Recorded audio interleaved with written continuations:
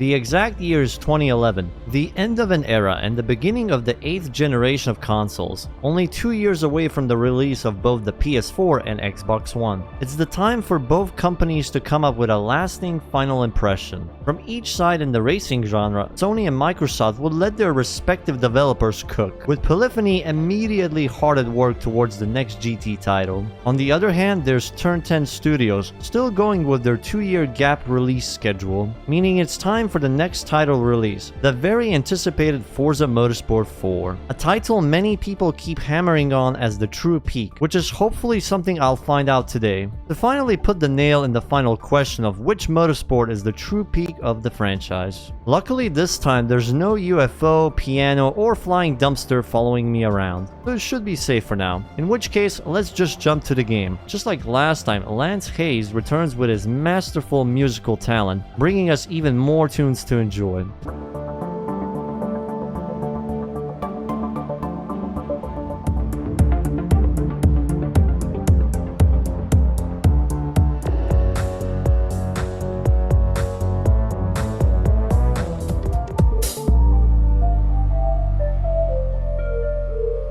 While the music itself brings in a similar atmosphere to the previous games, it has its own distinct style and identity enough to separate both titles apart. And this time around, they also got their hands on several artists to make additional composed soundtrack for the races, featuring the likes of Ian Livingstone, Jasper Kide, and more.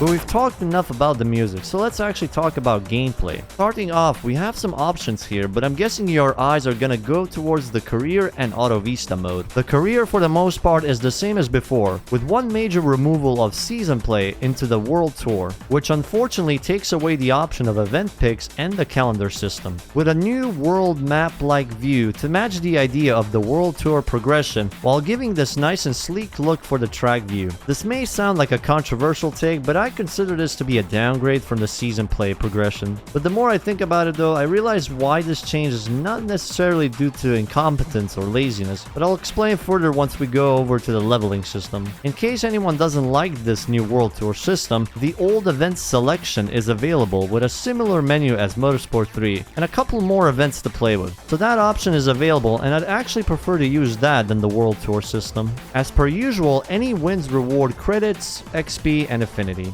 Affinity being a fancy rename for car level, by the way, just so we don't get confused here. The damage penalty from the first game is still around as well, so try not to commit Forza driving a lot.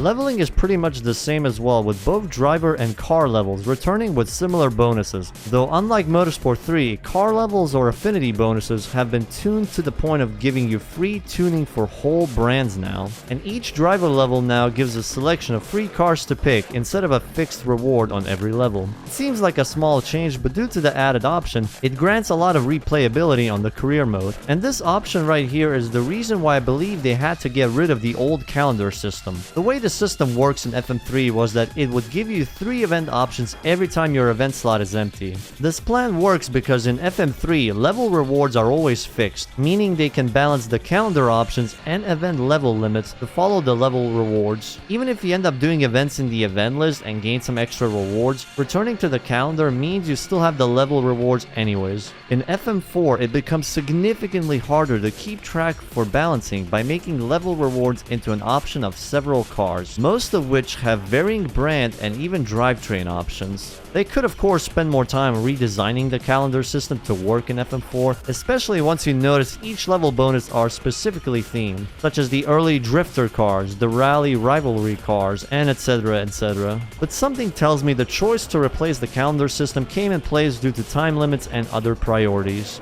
This is also evident by the composed soundtrack seemingly somewhat mismanaged, which is usually the first telltale sign of a lot of rushed work. Car level, or should I say affinity for the most part, is still the same here. The maximum discount is where things have changed. In FM3, the highest discount you could give was 50% on the highest car level. This time, however, it's 100%, meaning you literally can get upgrades on any brands for absolutely stonking free, which arguably makes the game a bit too easy, especially with the only requirement being affinity level 4. For example, I haven't driven that many Nissans in this game. I've only driven the 240Z and this A32, yet the game has already unlocked the free upgrades for all Nissans. It definitely felt overly generous if you catch my drift. But speaking of drift, how is the variety in this release? Now they have a bunch of new unique events in place with the 1v1 toge races around the Fujimi Kaido mountain track during daytime. Autocross challenges, which pretty much feels like a giant license testing where you have to drive a full lap while weaving between cones. With some multi-class events with options between production cars and race cars, drag races, track day events, or overtaking challenges, and some Nürburgring 1v1 action.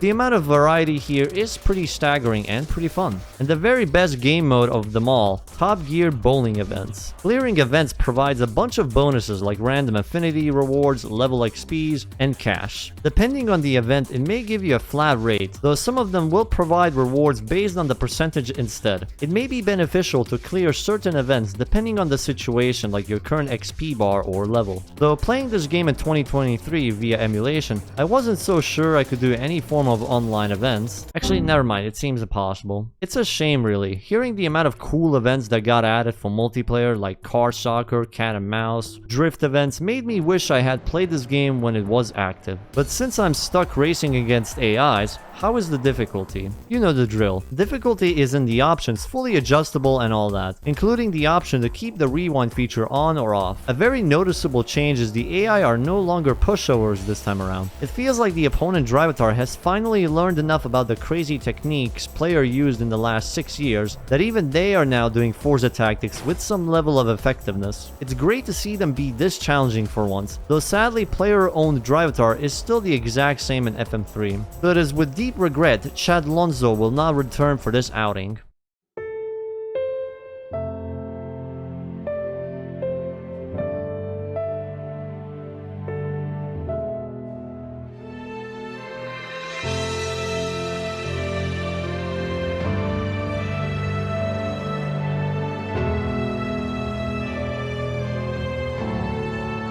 Something they seem to add specifically here is the opponent details. It's interesting because while they do have a description to sort of characterize the AI opponents, it doesn't really do much or give any proper hints regarding their driving style, since the AI for the most part acts the same way depending on the difficulty settings. It's a neat attempt, but ultimately one I wish they could improve further on. They could have probably learned a bit from our good friends at Genki. Though since clearing events no longer grants a free car, there's gonna be some you'd have to buy manually. With a total of 665 cars, including the DLCs and Auto Vista cars as well. The freebies from leveling ain't gonna cover most of it, and if cash isn't gonna be spent on upgrades, then this is pretty much going to be the only reason credits still exist. From over 91 brands, and in a bizarre twist, both Ruff and Porsche are in the game. This was partially caused by EA and Need for Speed going after the sim market slice with Need for Speed Shift. The result is as expected. Forza is now a direct threat to Need for Speed, meaning EA has no reason to give the Porsche license to Microsoft without a hefty price. Hence why on release, FM4 went the same direction as Gran Turismo and listed Ruff as the replacement,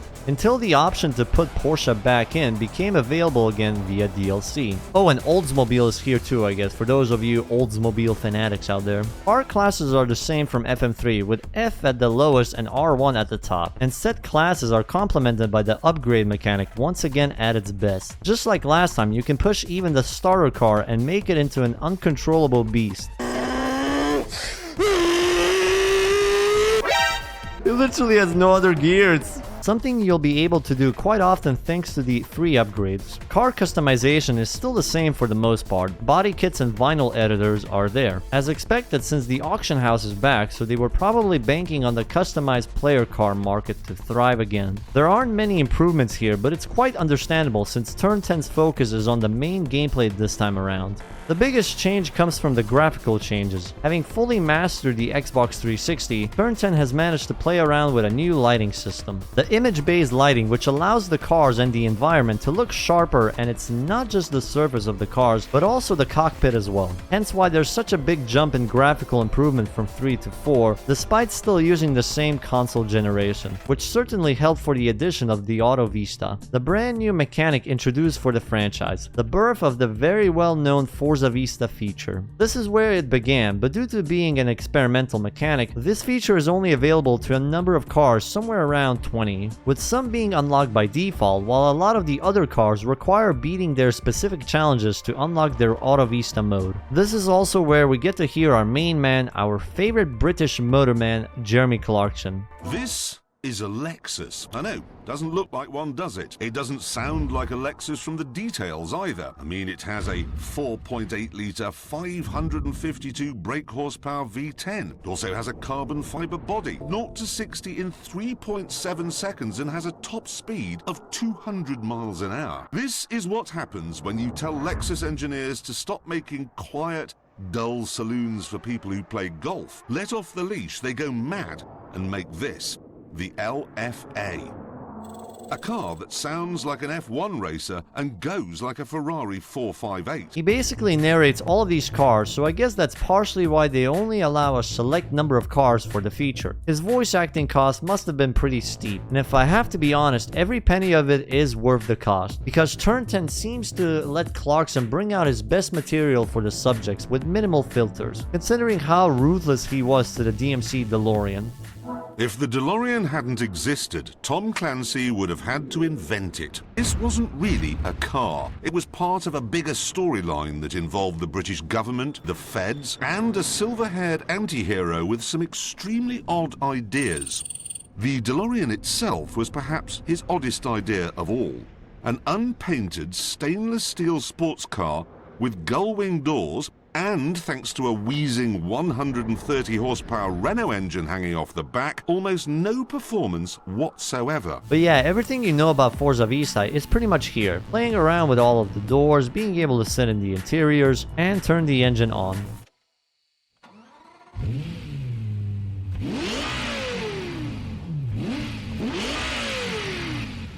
While the graphical improvements benefit the beauty of the cars, I can't really say the same for the damage model. It seems a bit downgraded and more simplified than the previous games, but I don't know. Outside of that, the tracks have gotten a pretty significant facelift. All of the fan favorite tracks are here: Silverstone, Fujimi Kaido, Twin Rig, Sunset Peninsula, Nürburgring, Hockenheim, Maple Valley, Sebring, Rally di Positano, and the brand new premiere fictional track, Bernese Alps. Every track looks extra gorgeous and with a lot of details added. It really helps with the sense of speed. Do you guys want it louder? Louder!